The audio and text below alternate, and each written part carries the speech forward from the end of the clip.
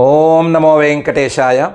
అప్రమేయానుభవన అప్రమాయా నివర్తన గోవింద గోవింద. అపగత పరివేలాత్ స్వానుకంపా సముద్రాత్ అధిగతమపి భక్తైస్త్వత్పరైరార్యమిశ్రైః మయి వికిరసి శీతం శీకరం కేవలం భోః కిమితి న పరిఖేద జ్వాలమాలా పరీతే. ఓ దేవా, నువ్వు పెద్ద కృపా సముద్రానివి కదా. నీ యొక్క కృపా సముద్రాన్ని అందుకుని గొప్పవాళ్ళైన వాళ్ళు చాలామందే నీ భక్తులు ఉన్నారు కదా. అలాంటి వాళ్ళ మీద చూపించినటువంటి నీ యొక్క కృపా సముద్రంలో ఒక చిన్న తుంపర, చిన్న బిందువు లాంటి దాన్ని నా మీద చూపించకూడదా? నేను కూడా ఈ సంసార దుఃఖాలు అనేటువంటి జ్వాలల మధ్య చిక్కుకుని ఇటు అటు కదలలేక ఇబ్బంది పడుతూ ఒళ్ళంతా కాలిపోయి ఉన్నాను కదా. నా మీద నీ కృపా సముద్రంలోని ఒక్క తుంపర ఎందుకు నువ్వు చూపించడం లేదు అని అఖిలాండ కోటి బ్రహ్మాండ నాయకుడు దేవదేవుడు శ్రీ వెంకటేశ్వర స్వామి వారిని భక్తిగా ప్రార్థించుకుంటూ శ్రీశుకుల వారు ఉపదేశం చేసిన శ్రీమద్ భాగవతం యొక్క అధ్యయన కార్యక్రమాన్ని మనం ప్రారంభించుకుందాము.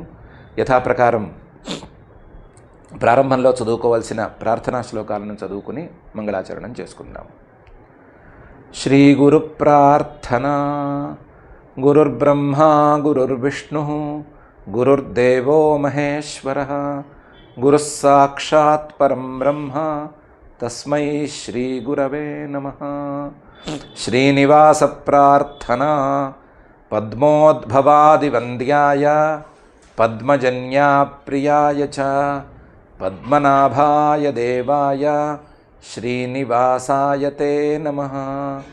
అథ సంకల్పః అస్మాకం ఉపాత్త సమస్త దురిత క్షయ ద్వారా శ్రీపరమేశ్వరముద్దిశ్య శ్రీపరమేశ్వర ప్రీత్యర్థం బుద్ధిశుద్ధ్యర్థం విద్యాభివృద్ధ్యర్థం భక్తిజ్ఞానవైరాగ్యాది తదనుకూల సర్వసంపత్సమృద్ధ్యర్థం శ్రీపరమేశ్వర ప్రీత్యర్థం శ్రీమద్భాగవత పాఠం కరిష్యామహే. అస్య శ్రీమద్భాగవత స్తోత్ర మహామంత్రస్య నారద ఋషిః బృహతీ ఛందః శ్రీకృష్ణః పరమాత్మా దేవతా బ్రహ్మబీజం భక్తిశక్తిః జ్ఞానవైరాగ్యే కీలకం. అస్మాకం శ్రీమద్భగవత్ప్రసాదసిద్ధ్యర్థే పాఠే వినియోగః. ఓం ధ్యానం. నారాయణస్య గుణగానవిధోపయుక్తం వ్యాసప్రసూతశుకగుంఫితవర్ణయుక్తం రాగాపహానమపి భావరసేన సిక్తం గీతం సమాలపత భాగవతం ప్రయుక్తం.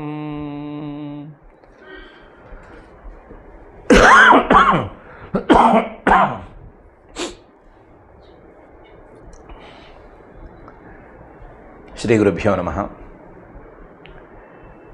హిరణ్యకశిపువు ముద్దుగా పిల్లవాడిని ఒళ్ళో కూర్చోబెట్టుకున్నాడు. పాపం అడగరాని ప్రశ్న అడిగేశాడు.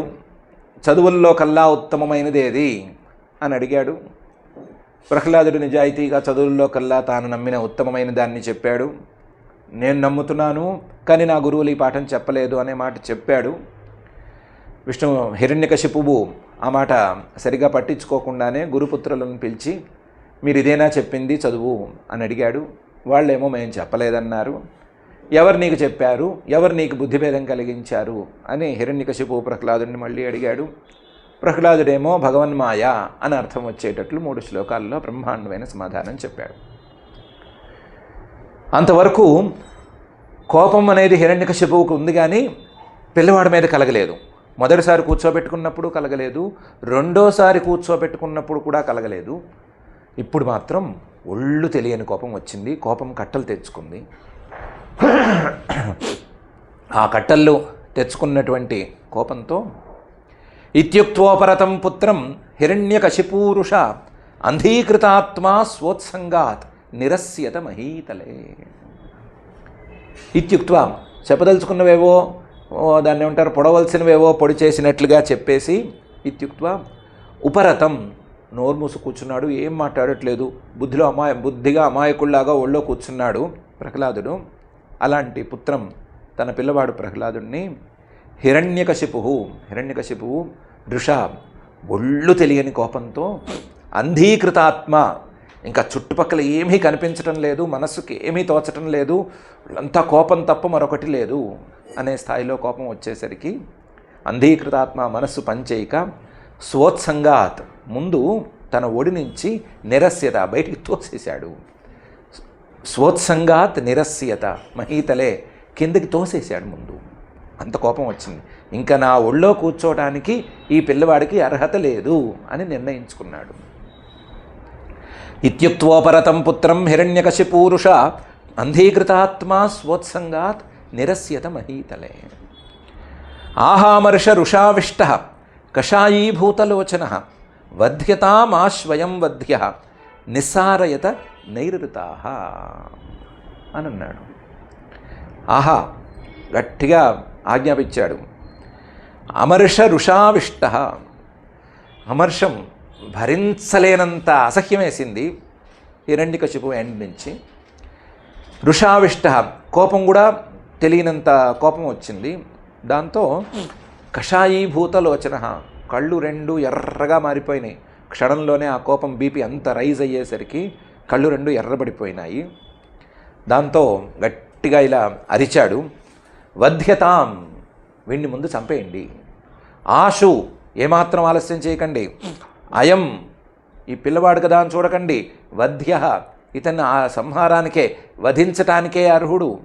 నిస్సారయత, అసలు ముందు వీడి నుంచి, నా కళ్ళ ముందు నుంచి తీసేయండి. నైరుతా, వాళ్ళు వీళ్ళు రాబోకండి, రాక్షసులు మీరే రండి. వీడిని మంచి వాళ్ళు ఎవరు తీసుకెళ్ళకండి, మృదువుగా ఉండేవాళ్ళు లాక్కెళ్ళకండి. రాక్షసులారా మీరు రండి, వీడిని లాక్కెళ్ళి ముందు అసలు వీడిని సఫా చేసేయండి అని అన్నాడు. ఆహామర్ష రుషావిష్ట కషాయీభూతలోచన వధ్యతాం ఆశ్వయం వధ్య నిసారయత నైరుతా. అయం మే భ్రాతృ సోయం హిత్వా స్వాన్ సుహృదోధమ పితృవ్యహంతు పాదౌ యః విష్ణోర్దాసవదర్పతి.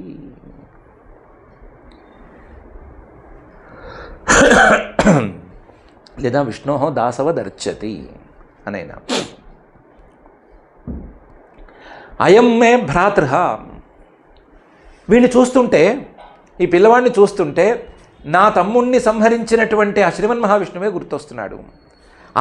నా తమ్ముణ్ణి సంహరించిన వాడే నా ఎదురుకుండా ఉన్నాడు అని అనిపిస్తోంది. అయం మే భ్రాతృ సోయం, ఆ శ్రీమన్ మహావిష్ణువుకి వీడికి తేడా లేదన్నంత, ఇద్దరిని చూస్తే ద్వేషంగా ఉంది. హిత్వా స్వాన్ సుహృద అధమ, వీడు వేరే అని ఎవరో అనుకోవద్దు, తన వాళ్ళందరినీ వదిలిపెట్టేశాడు. హిత్వా స్వాన్, మనం ఎవరైనా వీడికి అపకారం చేశామా? ఈ ప్రహ్లాదుడికి ఎవరూ అపకారం చేయలేదు. అందరము ప్రత్యుపకారాపేక్ష లేకుండా వీడికి ఉపకారం చేద్దామనే దిగాము. అందరం చాలా గౌరవంగా ఉన్నాం, అందరం ముద్దుగా ఉన్నాం. సుహృద, అందరం మనం స్నేహంగా ఉన్నాం ఇతని మీద. కానీ అధమ, చాలా నీచుడు ఈ ప్రహ్లాదుడు.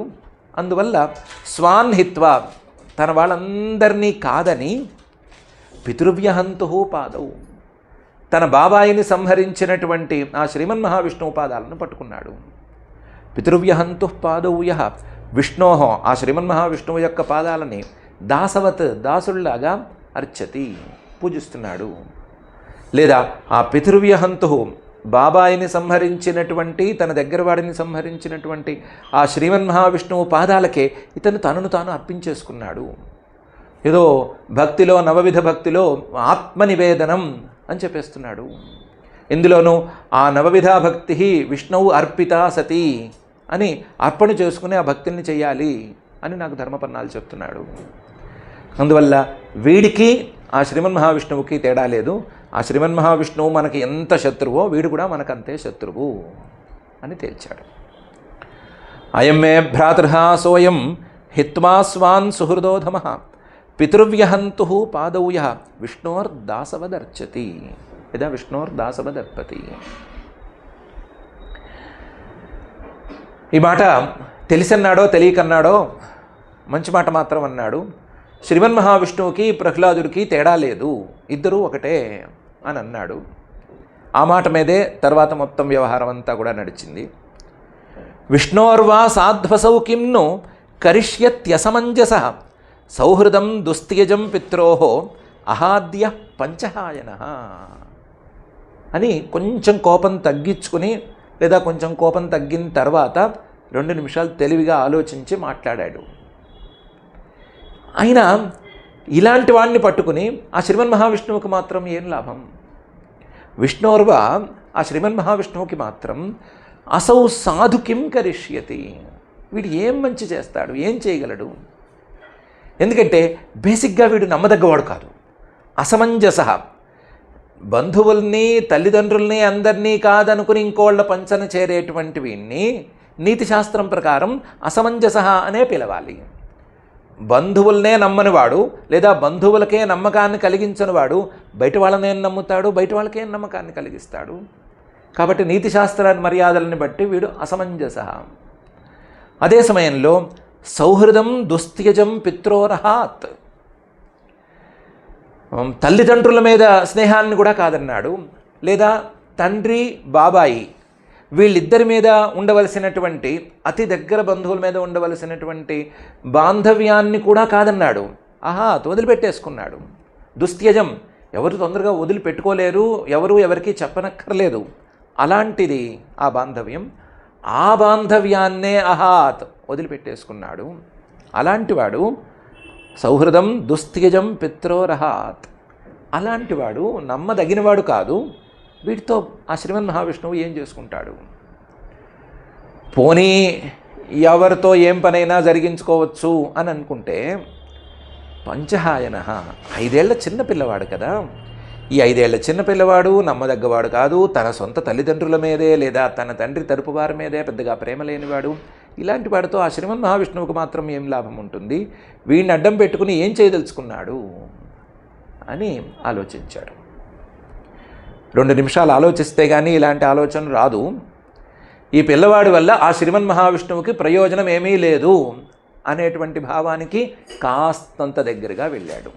ఈ పిల్లవాడు కాదు, ఏ పిల్లవాడి వల్ల, ఏ మనిషి వల్ల, ఏ వస్తువు వల్ల ఆయనకి ఏ లాభము లేదు అని తెలుసుకోవలసినటువంటి భావానికి కాస్తంత దగ్గరగా వెళ్ళాడు. అయం విష్ణోర్వా సాధ్వసౌ కిమ్ను కరిష్యత్యసమంజస సౌహృదం దుస్త్యజం పిత్రోరహాద్య పంచహాయన అనేటువంటి ఈ శ్లోకంలో మిగతావి ఏమున్నా ఇతని వల్ల ఆ శ్రీమన్ మహావిష్ణువుకు లాభం లేదు అనే భావం మాత్రం, కాస్త మంచి భావం ఇతని మనసులో పడింది. అరుస్తున్నాడు, తీసుకెళ్ళండి అని. మహారాక్షసులు, మహాక్రూరాతి క్రూరులు వాళ్ళెవరో ముందుకు రావట్లేదు. వాళ్ళు కాస్త జంకుతున్నారు. మహాక్రూరులు, వాళ్ళ మనసులో ఎక్కడా దయ అనేది ఏ కోశానా లేదు. ఉన్నదల్లా ఒక చిన్న సందేహం. ఏంటంటే, పిల్లవాడిని తీసుకెళ్ళమంటున్నాడు కదా అని తొందరపడి తీసుకెళ్ళామా, తర్వాత నా పిల్లాడిని తీసుకెళ్ళండి, పొడి చేయండి అంటే తీసుకెళ్ళిపోతారా అని తర్వాత ఏమైనా పిలిచి తోలు వలుస్తాడేమో, మనకెందుకు రిస్క్ అని భయపడుతున్నారు. పిల్లల విషయంలో ఇలాంటి పనులు తొందరపడి చేయకూడదు అనటానికి లౌకికంగా చిన్న కథ చెప్తారు కదా. ఒక గాడిద ఒక కిటికీ దగ్గరే కూర్చుని వెయిట్ చేస్తోందిట. వెయిట్ చేస్తూనే ఉంది, అన్నం తినట్లేదు, లేదా ఇంకో దానికి వెళ్ళట్లేదు, లేదా ఏ పని చేయటం లేదు, ఏ పనికి వెళ్ళటం లేదు, నిద్రాహారాలు మాని ఒక కిటికీ దగ్గర వెయిట్ చేస్తోంది. తోటి గాడిదలు మేతకు వెళ్ళినప్పుడు పిలిచినాయి, తోటి గాడిదలు పని దగ్గరికి వెళ్ళినప్పుడు పిలిచినాయి, నీళ్లు తాగడానికి వెళ్ళినప్పుడు పిలిచినాయి. ఏ గాడిద పిలిచినా ఈ గాడిద వెళ్ళట్లా, ఎంతసేపటికి వెళ్ళట్లా. వెళ్ళకపోతే ఒకరోజు చాలా దగ్గర గాడిద వచ్చి అడిగింది, ఎందుకే ఇక్కడ కూర్చున్నావు, ఇక్కడ కూర్చుంటే నీకేం కడుపు నిండుతుంది, నీకేం లాభం అని అడిగింది. అడిగితే పాపం ఈ మహా తెలివితేటలు గల గాడిద చెప్పింది, ఏం లేదు, నేను రాత్రి ఏదో అటు ఇటు తిన్న దరక్క తిరుగుతూ ఉంటే, ఇప్పుడు ఓ రోజు రాత్రి తిరుగుతూ ఉంటే ఈ కిటికీ దగ్గర ఓ తండ్రి కూతుళ్ళ సంభాషణ విన్నాను. ఆ సంభాషణలో తండ్రి అంటున్నాడు, నువ్వు గనక ఈసారి పరీక్ష తప్పితే, ఈసారి గూఢా పరీక్ష నువ్వు గనక తప్పినట్లయితే నిన్ను ఏ గాడిదకో ఇచ్చి పెళ్లి చేసేస్తాను అని. దాంతో నేను ఆలోచిస్తున్నాను, ఈ పిల్ల ఎప్పటికైనా తప్పుతుందేమో, ఈ కిటికీ దగ్గర కూర్చుని చదువుకునే పిల్ల పరీక్ష తప్పుతుందేమో, తప్పినప్పుడు ఖచ్చితంగా వాళ్ళ నాన్న గాడిదకి ఇచ్చి పెళ్లి చేయడం కోసం, గాడిద కోసం ఎదురు చూస్తాడు కదా, అప్పుడు కిటికీలోంచి చూస్తే నేనే కనిపించాలి కదా, ముందు కనిపించిన గాడిదని నేనే అయితే నాకే ఇచ్చి పెళ్లి చేస్తాడు కదా, ఈ పిల్లని పెళ్లి చేసుకుని సుఖంగా ఉండొచ్చు అని అనుకుంటున్నాను అని చెప్పింది అని అంటారు. ఇప్పుడు ఏ తండ్రి అయినా పిల్ల పరీక్ష తప్పినంత మాత్రాన కిటికీ నుంచి బయటకి కనిపించిన గాడిదకి ఇచ్చి పెళ్లి చేస్తాడా? పెళ్లి చేయడు కదా. కాస్తో కూస్తో మంచివాడినే చూసి, మంచి గాడిదనే చూసి పెళ్లి చేస్తాడు కదా.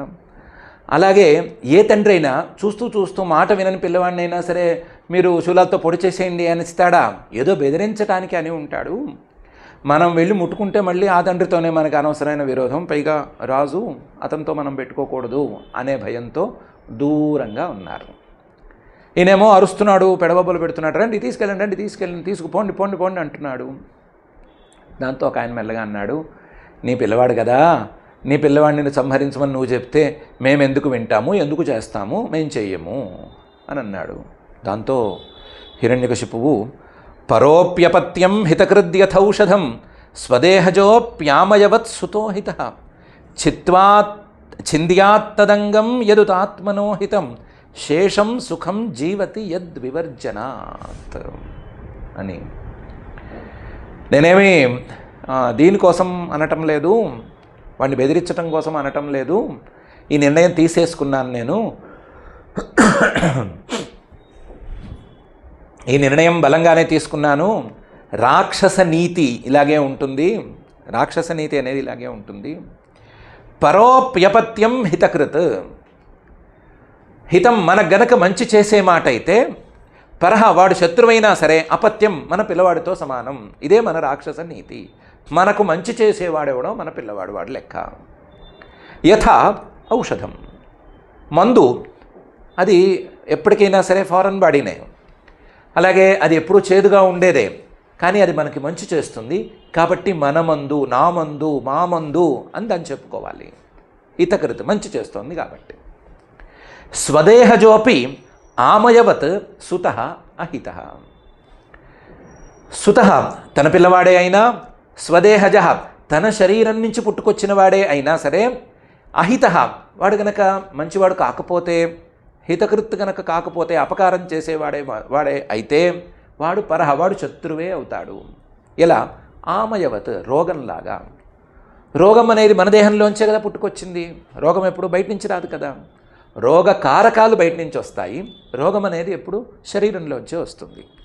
శరీరంలోంచి వచ్చినటువంటి రోగం ఆమయం అనేది స్వదేహజోపి అహితం మంచిది కాదు కాబట్టి అది ఎప్పటికీ శత్రువే. దాన్ని ఎలాగైనా సరే అణిచేసేయాలి, కనీసం అణిచేసేయాలి, కుదిరితే మూలాలతో సహా పీకేయాలి అనే కదా అనుకుంటాము.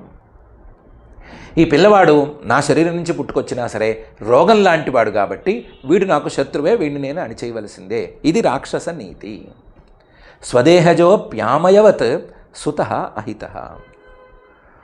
ఒకవేళ గనక రోగం గట్టిగా ముదిరిన మాట అయితే, ఆ రోగం అనేది ఒక చిన్న అవయవానికి సోకి, ఏ కాలిబ్రొటన్ వేలుకో లేకపోతే ఓ వేలుకో గనక సోకి ఆ వేలు తీసేస్తే కానీ వీలు లేదు అని అనుకునే మాట అయితే, ఛింద్యాత్తదంగం ఆలోచించకూడదు, ఆ అంగాన్ని తీసేసేయాలి.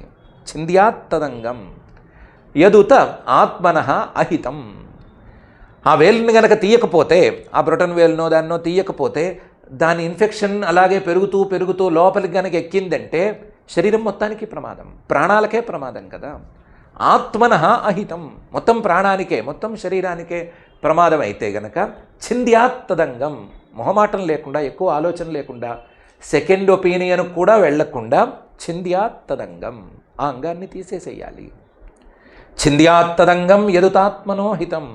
ఇది వైద్యశాస్త్ర నియమము, రాక్షస నీతి కూడాను. ఎందుకంటే శేషం సుఖం జీవతి యద్వివర్జనాత్. ఈ కుళ్ళిపోయిన ఈ అంగాన్ని, ఈ వేలు లాంటి వాటిని, చిన్న వాటిని తీసేస్తే శేషం మిగిలిన శరీరం అంతా కూడా సుఖం జీవతి, సుఖంగా హాయిగా ఉంటుంది. లేకపోతే ఈ ఇన్ఫెక్షన్ మొత్తం శరీరానికి పాకుతుంది.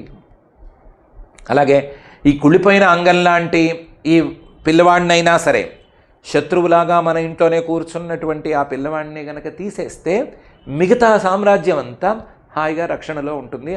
మిగతా సామ్రాజ్యం జోలికి ఎవరు రాకుండా సుఖంగా ఉంటుంది. శేషం సుఖం జీవతి యద్వివర్జనాత్. పోతే పోయాడు ఈ పిల్లాడు, వీడొక్కడు పోతేనేమి, మిగతా రాజ్యం అంతా బాగుంటుంది. ఒక రాజ్యం కోసం ఈ పిల్లవాడిని విడిచిపెట్టడం అనేది పెద్ద పని కాదు. ఇది రాక్షస నీతి. ఈ రాక్షస నీతి ప్రకారమే నేను చెప్తున్నాను, రెండో మాట లేదు అని అనేశాడు. పరోప్యపత్యం హితకృద్యథౌషధం స్వదేహజోప్యామయవత్ సుతోహిత ఛింద్యాత్తదంగం యదుతాత్మనోహితం శేషం సుఖం జీవతి యద్వివర్జనాత్ అనేటువంటి ఈ శ్లోకంలో చెప్పిన ఉదాహరణలు గట్టివి, మంచివి. వైద్యానికి సంబంధించిన ఉదాహరణలన్నీ పర్ఫెక్ట్గా చెప్పాడు. ఎప్పుడు మందు అనేది బయటది, రోగం అనేది లోపలది. లోపలదే అయినా సరే, మన శరీరంలో ఉండేదే అయినా సరే రోగాన్ని మనం భరించము. బయటది చేదుగా ఉన్నా సరే మందును మాత్రం మనం ఆహ్వానిస్తాము. అట్లాగే లోపల ఉండేటువంటి చెడువుని అణచటానికి, బయట ఉండేటువంటి మంచిని ఆహ్వానించటానికి వెనకాడనక్కర్లేదు అని అర్థం వచ్చేటువంటి ఈ వైద్యశాస్త్ర ఉదాహరణని చక్కగానే చెప్పాడు. అందులో ఏమీ లోటు లేదు. అలాగే ఛింద్యాత్తదంగం యదుతాత్మనోహితం అనే ఈ పాయింట్ కూడా సరి అయిన పాయింట్, ఏం తప్పైందేం కాదు. ఏ అవయవానికైనా ప్రమాదం వచ్చి ఆ అవయవం ద్వారా మిగతావి కూడా ఇబ్బంది పడే మాట అయితే దాన్ని తీయవలసే ఉంటుంది అని వైద్యశాస్త్రంలో ఉండేటువంటి నియమమే. ఆ నియమం ప్రకారమే మాట్లాడాడు, అందులో ఏమీ డౌట్ లేదు. కానీ దీని ప్రకారం నా పిల్లవాడిని మొత్తం తోసేసేయాలి, ఇది రాక్షస నీతి అనేది మాత్రం కొంచెం భయంకరమైన నీతి. నీతి శాస్త్రానికి ధర్మశాస్త్రాన్ని జోడించకపోతే, ధర్మశాస్త్రాన్ని నీతిశాస్త్రాన్ని సమన్వితం చేసి మాట్లాడుకోకపోతే వచ్చే ప్రమాదాల్లో ఇది పెద్ద ప్రమాదం. నీతిశాస్త్రంలో చాలా పెద్ద ప్రకరణం రాజపుత్ర పరిరక్షణం అనేటువంటిది. అందులో రాజపుత్రుడు గనక పొరపాటున తిరుగుబాటు లేవదీస్తే ఏం చెయ్యాలి అనేది ప్రశ్న. దానికంటే ముందే చాలా ప్రశ్నలు ఉన్నాయి. అసలు రాజపుత్రుడిని ఉంచనివ్వద్దు, రాజపుత్రుడితోనే అసలు ప్రమాదం అంతా వస్తుంది, రాజపుత్రుడితోనే రాజ్యాధికారం పోయే ప్రమాదం వస్తుంది, కాబట్టి పుట్టిన వెంటనే సఫా చేసేయమని చెప్పిన రాక్షస నీతి శాస్త్రకర్తలు కొంతమంది ఉన్నారు.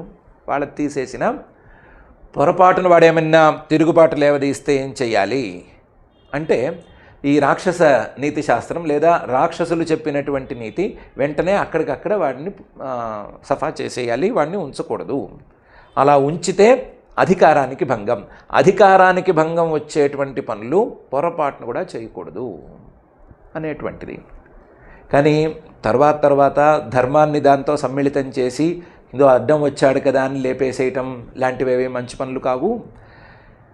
రకరకాల ఉపాయాలతో వాడిని నచ్చజెప్పుకోవాలి, సామధాన భేద దండోపాయాలు వాడాలి. వాడిన తర్వాత కూడా మాట వినకపోతే కనీసం హౌస్ అరెస్ట్ లాంటివి చేసి బయటికి రానివ్వకుండా జాగ్రత్తగా ఉంచాలే తప్ప ప్రాణాలు తీయటం అనేది సరి అయిన రాజకీయం కాదు. రాజకీయం, పాలిటిక్స్, అందులో ప్రాణాలు తీయటం అనేది ఉండకూడదు. ప్రాణాలు తీస్తే అది మంచి రాజకీయం కిందకి రాదు. ఎందుకంటే ధర్మ విరోధం అనేది కలుగుతుంది. ధర్మ విరుద్ధంగా చేసేటువంటి పాలిటిక్స్కి, రాజకీయానికి, నీతికి విలువ లేదు. కాబట్టి రెండిటినీ కలిపి ఆలోచించి నిజంగా వాడు ధర్మ విరుద్ధంగా ఉండి నిజాలు మాట్లాడకుండా వేరువేరు తీరులలో వెళుతుంటే వాడి వల్ల అధికారానికి మాత్రమే కాకుండా రాజ్య పాలన మొత్తానికి భంగం కలుగుతున్న మాట అయితే వాడిని కొంచెం దూరంగా అట్టిపెట్టాలి అనేటువంటిదే నిజమైన ధర్మశాస్త్ర సమ్మిళితమైన నీతిశాస్త్రం తాలూకు వాక్యం. దాంతో పని లేదు, నాకు రాక్షస నీతే ప్రధానం అని గట్టిగా చెప్తున్నాడు హిరణ్యకశిపువు. అందుకనే మొదటి వాక్యంలోనే నచ్చలేదు అన్న వెంటనే కిందకి తోసేసి వీడిని చంపేయండి అనే మాటే మాట్లాడుతున్నాడు. కేవల నీతికి ధర్మశాస్త్రంతో కలిసిన నీతికి ఉండేటువంటి తేడాన్ని చాలా స్పష్టంగా చూపిస్తున్నాడు. దాన్ని ఎంత స్పష్టంగా చూపిస్తున్నాడంటే సర్వైరుపాయైర్హంతవ్య సంభోజ శయనాసనై సుహృల్లింగధర శత్రుర్మునేర్దుష్టమివేంద్రియం అని అంటున్నాడు.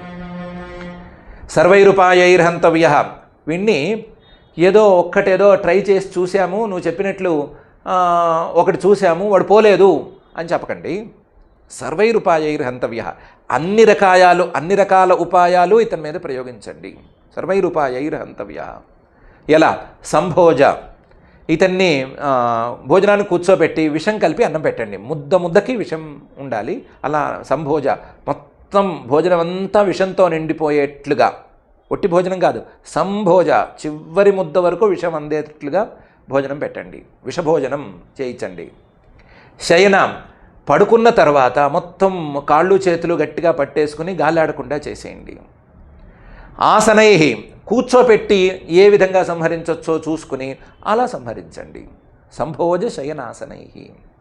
ఎందుకంటే సుహృల్లింగధర శత్రు, వీడు నా పిల్లవాడుగా నాకు సుహృత్తుగా వేషం వేసుకున్నటువంటి నా శత్రువు. నా శత్రువు అంటే మీకు కూడా శత్రువే. కాబట్టి మీకు కూడా సుహృల్లింగధర, ఉపకారి వేషం వేసుకున్న లేదా మిత్రుడి వేషం వేసుకున్నటువంటి శత్రువు, ఇలాంటి వాడిని ఏమాత్రం ఆలస్యం చేయకుండా సంహరించుకోవాలి. దానికి దృష్టాంతం కావాలి అంటే అందరూ మెచ్చే దృష్టాంతం ఒకటి చెప్తాను.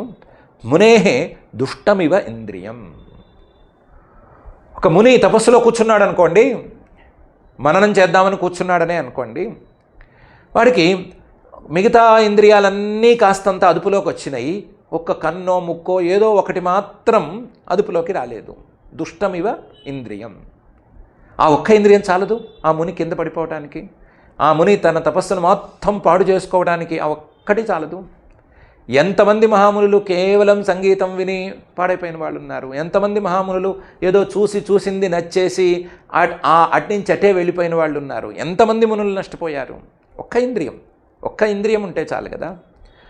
ఆ ఒక్క ఇంద్రియం మునుల్ని ఎలాగైతే పాడు చేస్తుందో, ఆ ఒక్క ఇంద్రియాన్ని వశం చేసుకోవడానికి మునులు ఎంత తపన పడతారో, ఆ ఒక్క ఇంద్రియం పోతే పోయింది, దరిద్రం వదిలిపోతే మంచిది అని ఎలా అనుకుంటారో, అలా ఈ ఒక్క శత్రువుని మనం లెక్క చేయకుండా బయటికి పారేసేయాలి, బయటికి తీసేసేయాలి, ఎలిమినేట్ చేసేయాలి. లేకపోతే మన రాజ్యం ఉండదు అని చెప్పాడు. సర్వైరుపాయైర్హంతవ్య సంభోజ శయనాసనై సుహృల్లింగధర శత్రు మునేర్దుష్టమివేంద్రియం. ఈ హిరణ్యకశిపుతో వచ్చిన తంటానే ఇది. ఈ హిరణ్యకశిపు మాటలన్నిటినీ తొందరగా ఏదో దొర్లిచ్చేద్దామంటే వీలు లేదు. లోపల పెట్టేటువంటి దృష్టాంతాలు, ఉదాహరణలు ఇవన్నీ గట్టిగా ఉంటున్నాయి, అందరం ఒప్పుకోవాల్సిన తీరులో ఉంటున్నాయి. కానీ అసలు చెప్పే మాట మాత్రం వినేట్టుగా లేదు. రెండోసారి చెప్పుకోవటం ఏంటి?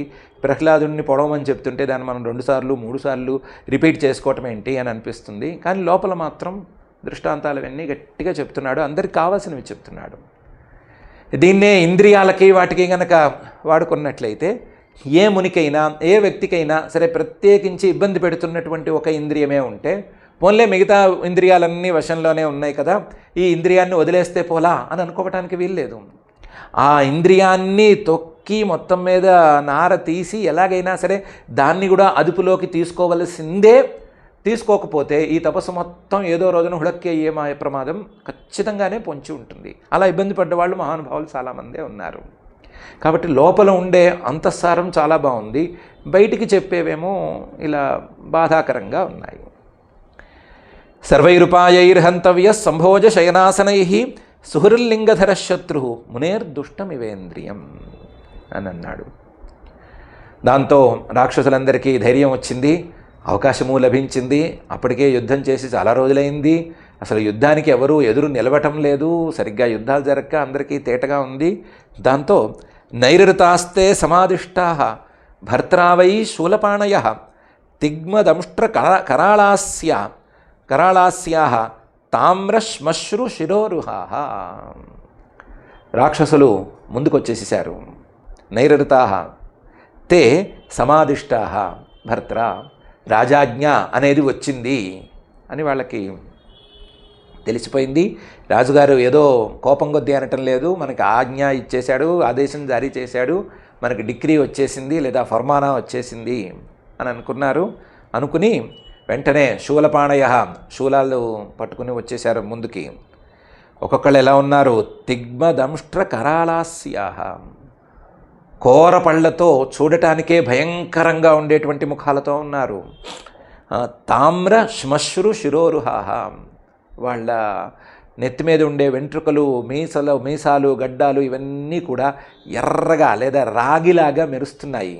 చూడ్డానికే భయంకరంగా ఉన్నాయి. ఆ రంగులో ఉన్నారు.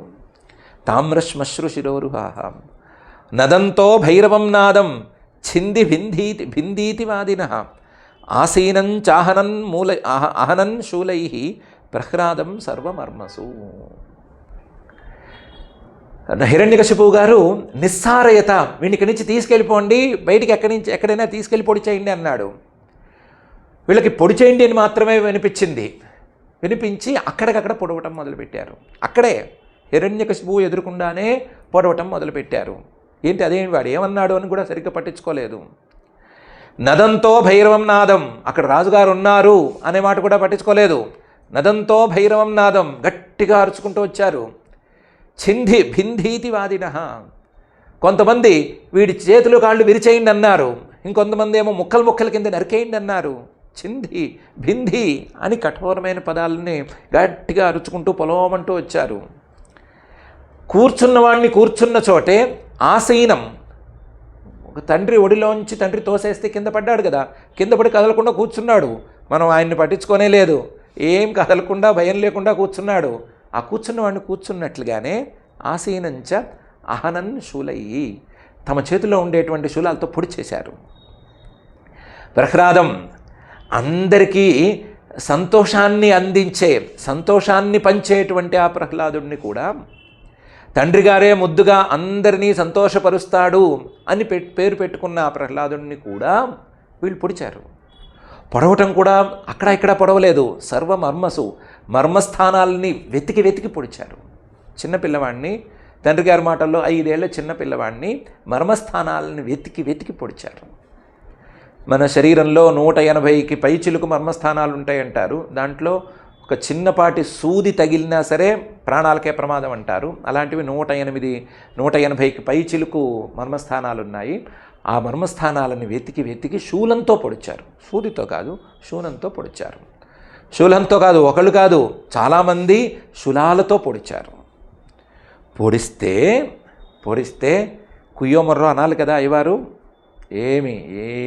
ఏమి అనలేదు, అసలు ఏమి జరగలేదు. పరే బ్రహ్మణ్యనిర్దేశ్యే భగవత్యఖిలాత్మని యుక్తాత్మన్యఫలా ఆసన్ అపుణ్యస్యేవ సత్క్రియా. కింద కూర్చున్నవాడు ఏం చేస్తున్నాడో ఎవరికి తెలియదు, ఏమీ చేయట్లేదు. పరే బ్రహ్మణ్యనిర్దేశ్యే భగవత్యఖిలాత్మని యుక్తాత్మనః, ఆ పరమాత్మ పరబ్రహ్మ పరే బ్రహ్మణి అనిర్దేశ్యే, నోటి మాటలతో చెప్పలేనటువంటి పరమాత్మ, ఆ పరమాత్మలో భగవతి షడ్విధైశ్వర్య సంపన్నుడైనటువంటి ఆ పరమాత్మలో అఖిలాత్మని, అందరికీ అంటే పొడిచేవాడికి, పొడవమని చెప్పేవాడికి, పొడిపించుకునేవాడికి, ముగ్గురికి ఆత్మగా ఉండేటువంటి ఆ పరమాత్మలో అఖిలాత్మని, ముగ్గురున్నారు ఇక్కడ. పొడిపించుకునే ప్రహ్లాదుడు, పొడిచే రాక్షసులు, పొడిపించే హిరణ్యకశిపువు, ఈ ముగ్గురికి ఆత్మగా ఉండేటువంటి ఆ పరమాత్మలో యుక్తాత్మని, మనస్సుని లయం చేసేసి, మనస్సు కలిపేసి ఏమీ క్రియ లేకుండా హాయిగా కూర్చున్నాడు యుక్తాత్మని. అలాంటి వాడి మీద అఫలాహ ఆసన్, ఈ శూలపు పొడుపులు పనిచేయలేదు. ఆకాశం మీదకి కత్తి తీసుకెళ్ళి ఇలా గిరా తిప్పితే ఆకాశం ముక్కలే కింద పడిందా? పడలేదు కదా. గాలి మీద శూలం తీసుకెళ్ళి ఇలా తిప్పితే గాలి ముక్కల కింద ఏమైనా ఈ కింద పడిందా? పడలేదు కదా. అలాగే ఆకాశాన్ని లేదా అన్నిటినీ, భూతవర్గాలన్నిటినీ దాటినటువంటి పరమాత్మలో కలిసిపోయేసరికి ఈ ప్రహ్లాదుడు ఆ క్షణమైనా సరే కనీసం పరమాత్మతో కలిసి ఉండేసరికి యుక్తాత్మని అఫలాహ ఆసన్, ఏ క్రియలు పనిచేయలేదు. దానికి నారద మహర్షి గారు ఉదాహరణ చెప్తున్నారు. అపుణ్యస్యేవ సత్క్రియా, పుణ్యం పాపం దైవం ఉంది అని ఒప్పుకోము, కానీ ఏదో మంచి పనులు చేస్తాము అని అనుకునేవాడికి, లేదా ఎక్కడ లేని ప్రయత్నాలు చేస్తాము అని అనుకునేవాడికి ఏమైనా ఫలితం ఉంటుందా? వాడు చేసేటువంటి క్రియలకు ఫలితం అనేది ఉంటుందా? ఉండదు కదా. ఒక పుణ్యము పాపము దైవం అని నమ్మి ఆ దైవం చెప్పిందేమో మంచి చెప్పిందేమో పుణ్యము, కాదు అని చెప్పిందేమో పాపము అనేటువంటి నమ్మకంతో విశ్వాసంతో పనిచేస్తే చిన్న ప్రయత్నమైనా సరే మంచిగా మారుతుంది. అలా కాకుండా ఆ నమ్మకం ఏమీ లేకుండా ఏదో ఫ్లూక్లో చేసినట్లుగా చేశాము మంచి పని అని అనుకుంటే దానికి పూర్తి స్థాయి ఫలితం ఉండకపోవచ్చు కదా. ఉండకపోవచ్చు అనేదానికంటే కూడా ఉండవు అనే కదా చెప్పుకోవాలి. అలాగే ఇతని మీద రాక్షసులు చేసినటువంటి క్రియలకు కూడా ఫలితం లేకుండా పోయింది. అపుణ్యస్యేవ సత్క్రియా. ఈ ఉదాహరణ పెద్దగా నచ్చలేదేమో చాలామందికి. ఎందుకంటే మంచే కదా, తెలిసి చేస్తేనేమి తెలియక చేస్తేనేమి మంచి పని మంచే అవుతుంది కదా అనేటువంటి వాదన లోకంలో ఉంది. కానీ ధర్మశాస్త్రం అలా ఒప్పుకోదు. వేదోక్తత్వజ్ఞానజన్య వేదవిహిత కర్మానుకారిత్వం అనేది ఉండాలి అని చెప్తుంది. ఏ పనినైనా సరే ఇది వేదంలో ఉంది అని తెలుసుకుని, అంటే వేద దృష్టితో ఒకసారి చూసి ఇది వేదంలో ఉంది, ఇది వేదం చెప్పింది కాబట్టి పరమేశ్వరాజ్ఞారూపమైనటువంటి వేదంలో ఇలా ఉంది కాబట్టి నేను చేస్తున్నాను అని అనుకుని దాని ద్వారా చేసేవాడినే శిష్టుడి కింద గుర్తిస్తాను, లేకపోతే శిష్టులు అనే కేటగిరీ కింద రారు అనే ధర్మశాస్త్రం చెప్తోంది. పోని ధర్మశాస్త్రం కొని కాసేపు పక్కన పెట్టిన అపుణ్యస్యేవ సత్క్రియా. ఏమాత్రం పుణ్యం లేదు, ఏమాత్రం మంచి పని చేసుకుని ఉన్నవాడు కాడు. అలాంటి వాడు గనక సత్క్రియ పెద్ద ప్రయత్నాలు మొదలు పెడితే అవి ఫలితాలను ఇస్తాయా? ఏ ప్రయత్నమైనా సరే అంది వస్తుందా అంటే రాదు కదా. కాస్త పుణ్యం కూడా అనుకూలించాలి కదా, చేసుకున్న సత్కర్మ అనుకూలించాలి కదా. అనుకూలిస్తే ఏ ప్రయత్నమైనా సరే సఫలమవుతుంది, లేకపోతే ప్రయత్నం సఫలం కాదు. అలాగే పుణ్యం లేనివాడికి, చేసుకున్న మంచి కర్మ లేనివాడికి అనుకున్న ప్రయత్నం ఎలాగైతే సఫలం కాదో, అలాగే ఈ రాక్షసులకు కూడా వాళ్ళు అనుకున్నటువంటి ప్రయత్నం సఫలం కాలేదు అని రెండో అర్థమైనా చెప్పుకోవచ్చు. మొదటి అర్థం కాదు అని చెప్పడం లేదు, మొదటి అర్థం కాకపోవచ్చు, నచ్చకపోవచ్చు అనే అభిప్రాయంతో రెండవ అర్థం కూడా చెప్పుకోవచ్చు. పరే బ్రహ్మణ్య నిర్దేశ్యే భగవత్యఖిలాత్మని యుక్తాత్మన్యఫలా ఆసన్ అపుణ్యస్యేవ సత్క్రియా. వచ్చిన వాళ్ళు రాక్షసులు, పక్కవాడిని పొడవటంలో సిన్సియర్ మోస్ట్స్ ఒక్కొక్కళ్ళు. అలాంటి వాళ్ళు పక్కకి తీసుకెళ్ళి పొడవండ్రా అంటే పక్కకి తీసుకెళ్ళి అనే మాట వినిపించుకోకుండా అక్కడికక్కడే అరుచుకుంటూ పెడబొబ్బలు పెట్టుకుంటూ పొలోమంటూ పొడుస్తున్నారు. ఈ పిల్లవాడికి ఏమి చిన్న గాయం కూడా అవ్వలేదు. పోతన గారి మాటల్లో చెప్పాలి అంటే, ఆయన వర్ణనలో చెప్పుకోవాలి అంటే, పలువురు దానవుల్ పొడవ బాలుని దేహము లేశమాత్రమున్నొలియదు, లోపలన్ రుధిరముబ్బదు, కందదు, శల్యసంఘమున్నలయదు, దృష్టివైభవము నష్టము కాదు, ముఖేందు కాంతియం బొలియదు, నూతన శ్రమము పుట్టదు, పట్టదు దీనభావమున్. ఇంతమంది పొడుస్తుంటేట ఈ పిల్లవాడి దేహంలో కొంచెం ఇంత మాత్రం కూడా తేడా రాలేదు, లేశమాత్రం కూడా తేడా రాలేదు.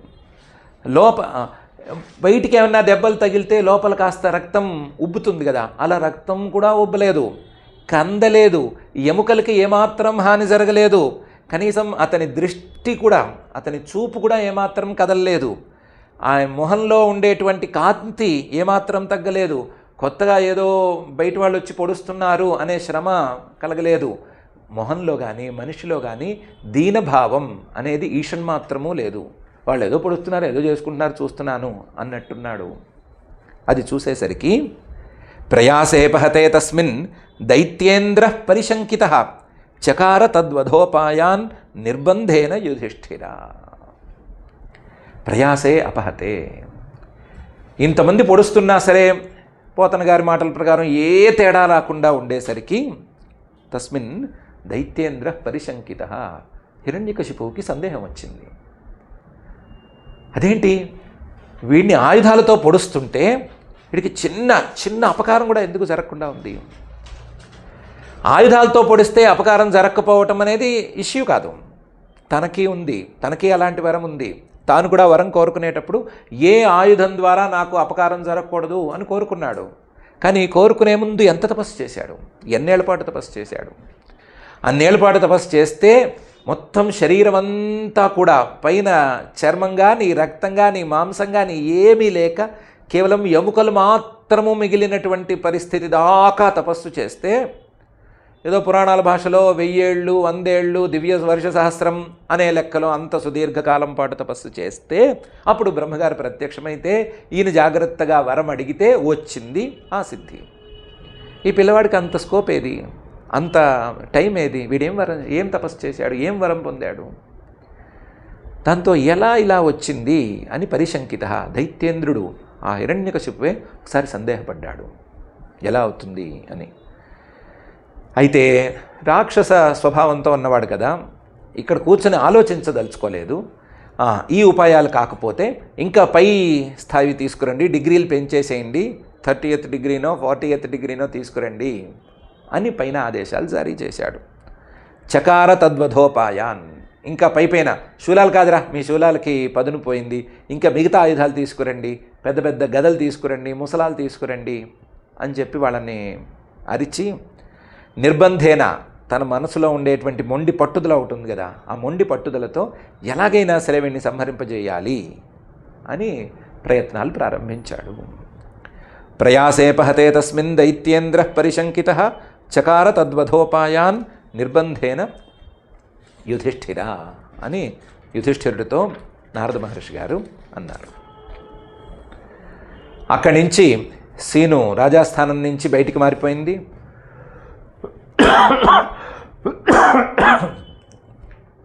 బయటికి తీసుకెళ్ళి దిగ్గజైర్దందశూకేంద్రై అభిచారావపాతనై మాయాభి సన్నిరోధైశ్చ గరదానైరభోజనై అనే తీరులో ఆ రాజాస్థానం నుంచి బయటికి తీసుకెళ్ళి అక్కడ శిక్షలు వేయటం అనేది ప్రారంభించారు. దిగ్గజై ముందు ఏనుగులతో తొక్కిద్దామని అనుకున్నారు. ఏనుగు ఎందుకు, మన మాట వినటానికి దిగ్గజాలు ఉన్నాయి కదా, దిగ్గజాలనే పిలిపించండి అన్నారు. దిగ్గజాలని పిలిపించి దిగ్గజాలతో తొక్కిచ్చారు. ఏమీ కందలేదు. లాభం లేదని చెప్పి పాములతో కరిపించండి అని పాములు తెప్పించారు దందశూకై. ఆ పాములతో కూడా ఏం వర్కౌట్ అవ్వలేదు. అభిచారావపాతనై, అభిచారాలు రాక్షసులు కదా, రాక్షసుల దగ్గర ఈ అభిచార ప్రయోగాలు చేతబళ్ళు చాలానే ఉన్నాయి. ఆ చేతబళ్ళు చేయించారు దగ్గరుండి. ఏదో బొమ్మలు పెట్టి ఆ బొమ్మల్లో ముళ్ళు కుట్టడం అలా చేస్తారు కదా, అలాంటివేవో ట్రై చేశారు. ఇతని మీద ఏం పని చేయలేదు. అవపాతనై వీడితో లాభం లేదనుకుని కొండెక్కిచ్చి కొండ మీద నుంచి తోపు తోశారు. కింద పడ్డాడు కానీ ఏమీ మనిషిలో చిన్న కందటం కూడా జరగలేదు. లాభం లేదనుకున్నారు. ఇవన్నీ కాదు, మన రాక్షస మాయలు చూపించాల్సిందే అని అనుకున్నారు. మాయలు చూపించారు. ఆ మాయలు చూస్తే మిగతా వాళ్ళు గుండె ఆగిపోవాల్సిందే. అలాంటి మాయలు చూపించారు. శంబర మాయలు అంటారు, ఆ రకమైన మాయలు అంటారు. ఆ మాయలు చూపించారు. ఏమీ అసలు జగన్మాయనే లెక్క చేయని వాడికి ఈ శంబర మాయలు అసలే లెక్క లేకుండా పోయినాయి. అవి పని చేయలేదు. సన్నిరోధయిశ్చ, పెద్ద పెద్ద గోతులు తీసి, లోతైన గోతులు తీసి ఆ గోతుల్లోకి తోసేసి బయటికి రాకుండా చూశారు. సన్నిరోధయిశ్చ, పిల్లలైతే బాగా భయపడతారు. కాసేపు ఎక్కడైనా గదిలో తలుపులు మూసేసి చీకటి చేసి ఉంచితే మాట వింటారు కదా పిల్లలు భయపడి. అలా ఏమన్నా మాట వింటాడేమో అనుకున్నారు. అసలేం కదలలేదు మనిషి. ఎందుకంటే అజ్ఞానం అనే చీకటినే దాటిపోవటానికి ప్రయత్నం చేస్తున్నవాడు, దాటిపోయినవాడు కాదు కానీ పూర్తిగాను దాటిపోవటానికి ప్రయత్నం చేస్తున్నవాడు. ఇతనికి ఈ చీకటి లెక్కలేకపోయింది. గరదానై, విషం ఇచ్చి బాగా రకరకాల విషాలు తాగమన్నారు. హాయిగా తాగేశాడు. సంసారంలో దొరికేటువంటి దుఃఖం అనే విషాన్నే ఎప్పుడో దాటిపోయినవాడు కాబట్టి ఈ విషయం అతని మీద ఏం పని చేయలేదు. అభోజనై, ఏమీ పెట్టకుండా మాడిచేసి మలమలా మాడిచేసి చంపేద్దామని అనుకున్నారు. అది కూడా పని జరగలేదు. దందశూకేంద్రై అభిచారావపాతనై మాయాభిస్సన్నిరోధైశ్చ గరదానైరభోజనై హిమవాయువగ్నిసలిలై పర్వతాక్రమణైరపి న శశాక యదాహంతుం ఉపాయమసురస్సుతం చింతాం దీర్ఘతమాం ప్రాప్త తత్కర్తుం నాభ్యపద్యత. హిమ చల్లగా ఉండేటువంటి మంచుల్లో మనిషిని కూర్చేశారు, ఏం పని జరగలేదు. వాయువు రాక్షసులు కదా, వేగంగా గాలిని వీచేటట్లు చేశారు, ఏం కాలేదు. అగ్ని బాగా మంటల్లో కూర్చోబెట్టారు, శరీరంలో చిన్న కాలిన మచ్చలేమీ రాలేదు. సలిలైహి నీళ్లలో ముంచేశారు, హాయిగా ఏదో తపస్సు చేసుకుంటున్నాడు, కూర్చున్నాడు, కదలలేదు మనిషి. పర్వతాక్రమణైరపి కొండ మీద ఎక్కించి కిందకి తోసేశారు కదా, అది చాలదనుకుని ఈసారి పిల్లవాడిని కింద కూర్చోబెట్టి పిల్లవాడి మీద పర్వతాన్ని దాన్ని తీసుకొచ్చి తోశారు. పర్వతాన్నే పిల్లవాడి మీద వేశారు, ఏమీ తేడా రాలేదు. ఉన్నవాడు ఉన్నట్టే ఉన్నాడు, ఉన్న చోటే ఉన్నాడు.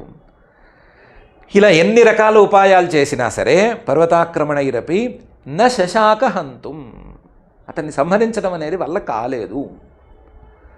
ప్రతిదాన్ని హిరణ్యకశిపు దగ్గరుండి చూస్తూనే ఉన్నాడు, ఏమవుతోంది, వీడి లోపల ఏం జపం చేస్తున్నాడు, వీడి లోపల ఏం ధ్యానం చేస్తున్నాడు, వీడి లోపల ఏం ప్రయోగం చేస్తున్నాడు అని చూస్తూనే ఉన్నాడు.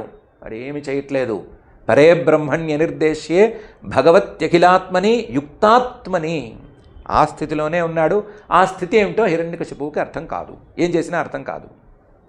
దాంతో న శశాక యదా హంతుం అపాపం అసురస్సుతం, ఏ పాపమో ఎరుగనటువంటి ఈ పిల్లవాడు ప్రహ్లాదుడు, ఈ ప్రహ్లాదుని సంహరించటం ఈ రాక్షసుడికే, హిరణ్యకశిపువు అంతటి వాడికే సాధ్యం కాకపోయేసరికి చింతాం దీర్ఘతమాం ప్రాప్త, చాలా దీర్ఘంగా ఆలోచించవలసి వచ్చింది. ఒక చిన్న పిల్లవాడి గురించి సుదీర్ఘంగా ఆలోచించవలసి వచ్చింది. ముల్లోకాలలో ఒక్క లోకాన్ని గెలవటానికి కూడా ఆలోచించింది లేదు. వరం ప్రకారం నాకు యుద్ధంలో ఎవరు ఎదురు నిలవకూడదు అనేటువంటి నియమం ప్రకారం ఎవరు ఎదురు నిలవలేదు. ఎక్కడికి వెళ్ళినా సరే వెళ్ళి సింహాసనంలో కూర్చోవటమే అలవాటు తప్ప ఏం చేయాలి, ఎలా ముట్టడించాలి అని ఆలోచించిన పాపాన్ని పోలేదు. కానీ ఈరోజు పిల్లవాడి విషయంలో మాత్రం చింతాం దీర్ఘతమాం ప్రాప్త, సుదీర్ఘంగా ఆలోచించవలసి వచ్చింది. ఆలోచించి కొత్త నిర్ణయాలు తీసుకున్నాడు. ఇలా చేయండి, అలా పొడవండి అని. కానీ తత్కర్తుం నాభ్యపద్యత, ఏ ఆలోచన అతని మీద వర్కౌట్ అవ్వటం లేదు. ఏ ఆలోచనతో ఏ హింస చేద్దామన్నా సరే ఆ హింస ఆ ప్రహ్లాదుడి మీద పని చేయటం లేదు అనే పరిస్థితి వచ్చేసింది. మరి ఇలాంటి పరిస్థితి వస్తే హిరణ్యకశిపువు ఏం చేశాడు, మనం ఆలోచించి ఆ విషయాన్ని ఇంకొకసారి అయితే చూసుకుందాము. ఈరోజు మొత్తం హింసాత్మకంగా ఉంది అన్నట్లే ఉంది చూడటానికి, కానీ అలా హింసాత్మకంగా ఉంది అని అనిపించటం లేదు. ఒకటి, హిరణ్యకశిపువు మాటల్లో పైన ఉండేటువంటి ఇదంతా పక్కకి తోసేస్తే మంచి నీటితో ఉండేటువంటి చెరువు మీద చిన్న పాకుళ్ళు లాంటివి పేరుకుంటాయి. వాటికి హఠం అని శాస్త్రంలో పేరు, తెలుగులో ఏమని పేరో తెలియదు, దానికి హఠం అని పేరు. ఇలా జరిపితే పక్కకి జరిగిపోతాయి, లోపల ఉండేటువంటి నీరు స్పష్టంగా స్వచ్ఛంగా తెలుస్తుంది. అవేమో ఆకుపచ్చగా ఇంతంత చిన్న ఉండల్లాగా పేరుకుంటాయి, దానికి హఠం అని పేరు. ఆ హఠం లాంటి పై మాటలు క్రూరంగానే ఉన్నాయి. వాటిని తీసేస్తే అదేమిటో తెలియదు, లోపల మంచి వైద్యశాస్త్ర నియమాలు, సారాలు, అలాగే మునులు వాళ్ళు వ్యవహరించవలసిన తీరు, వీటిని గురించే ఉన్నాయి. కాబట్టి అక్కడ హింస ఏమీ సరిగ్గా కనిపించడం లేదు. పోనీ ప్రహ్లాదుణ్ణి భౌతికంగా హింస చేశాడు అని అనుకుందామా అంటే, భౌతికంగా హింస చేస్తే ఆయనేమో పరే బ్రహ్మణ్య నిర్దేశ్యే భగవత్యఖిలాత్మని యుక్తాత్మన్యఫల ఆసన్ అపుణ్యస్యేవ సత్క్రియా అనే పరిస్థితుల్లో ఉన్నాడు.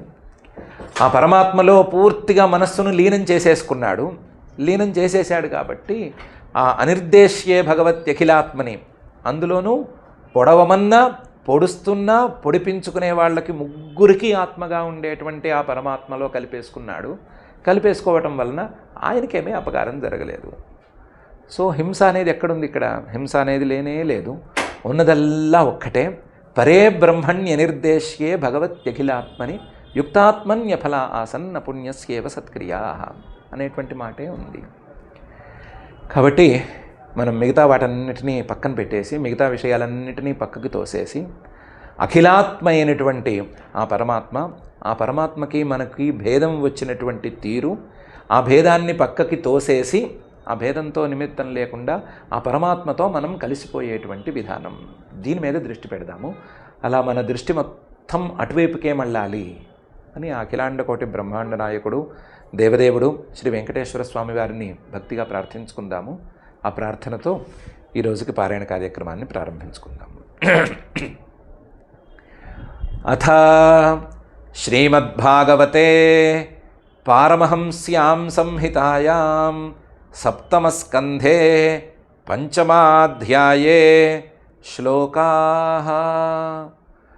ఇత్యుక్త్వోపరతం పుత్రం హిరణ్యకశిపూరుషా అంధీకృతాత్మా స్వోత్సంగాత్ నిరస్యత మహీతలే. ఆహామర్షరుషావిష్టః కషాయీభూతలోచనః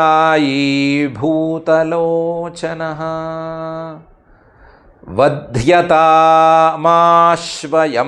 వధ్యో నిస్సారయత నైర్తాః. అయం మే భ్రాతృః సోయం హిత్వా స్వాన్ సుహృదోధమః. పితృవ్యహంతుః పాదౌ యః విష్ణోర్దాసవదర్చతి. విష్ణోర్వా సాధ్వసౌ కిం ను కరిష్యత్యసమంజసః. సౌహృదం దుస్త్యజం పిత్రోః అహాద్యః పంచహాయనః. పరోప్యపత్యం హితకృద్యథౌషధం స్వదేహజోప్యామయవత్ సుతోహితః. ఛింద్యాత్తదంగం యదుతాత్మనోహితం శేషం సుఖం జీవతి యద్వివర్జనాత్. సర్వైరుపాయైర్హంతవ్యః సంభోజ శయనాసనైః. సుహృల్లింగధరః శత్రుః మునేర్దుష్టమివేంద్రియం. నైర్తాస్తే సమాదిష్టాః భర్త్రా వై శూలపాణయః. తిగ్మదంష్ట్రకరాళాస్యాః తామ్రశ్మశ్రు శిరోరుహాః. నదంతో భైరవం నాదం ఛింధి భింధీతి వాదినః. ఆసీనం చాహనం శూలైః ప్రహ్లాదం సర్వమర్మసు. పరే బ్రహ్మణ్యనిర్దేశ్యే భగవత్యఖిలాత్మని యుక్తాత్మన్యఫలా ఆసన్ అపుణ్యస్యేవ సత్క్రియాః. మళ్ళీ ఇంకోసారి చెప్దాం. పరే బ్రహ్మణ్యనిర్దేశ్యే భగవత్యఖిలాత్మని యుక్తాత్మన్యఫలా ఆసన్ అపుణ్యస్యేవ సత్క్రియాః. ముచ్చటగా మూడోసారి. పరే బ్రహ్మణ్య నిర్దేశ్యే భగవత్యఖిలాత్మని యుక్తాత్మన్యఫలా ఆసన్ అపుణ్యస్యేవ సత్క్రియాః ప్రయాసే పహతే తస్మిన్ దైత్యేంద్రః పరిశంకితః చకార తద్వధోపాయాన్ నిర్బంధేన యుధిష్ఠిరా దిగ్గజైర్దందశూకేంద్రైః అభిచారావపాతనైః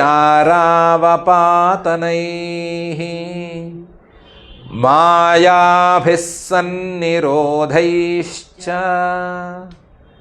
గరదానైరభోజనైః హిమవాయువగ్నిసలిలైః పర్వతాక్రమణైరపి న శశాక యదా హంతుం అపాపమసురసుతం చింతాం దీర్ఘతమాం ప్రాప్తః తత్కర్తుం నాభ్యపద్యత ఇతి శ్రీమద్భాగవతే పారమహంస్యాం సంహితాయాం సప్తమస్కంధే పంచమాధ్యాయే శ్లోకాః. అథ క్షమా ప్రార్థనా యదక్షరపదభ్రష్టం మాత్రాహీనం చ యద్భవేత్ తత్సర్వం క్షమ్యతాం దేవ నారాయణ నమోస్తుతే. అథ భగవత్సమర్పణం కాయేన వాచా మనసేంద్రియైర్వా బుద్ధ్యాత్మనా వా ప్రకృతే స్వభావాత్ కరోమి యద్యత్ సకలం పరస్మై నారాయణాయేతి సమర్పయామి. అథ లోకక్షేమ ప్రార్థనా. సర్వే భవంతు సుఖినః సర్వే సంతు నిరామయాః సర్వే భద్రాణి పశ్యంతు మా కశ్చిద్ దుఃఖభాగ్ భవేత్. అథ మంగళం శ్రియః కాంతాయ కళ్యాణ నిధయే నిధయేర్థినాం శ్రీవేంకటనివాసాయ శ్రీనివాసాయ మంగళం.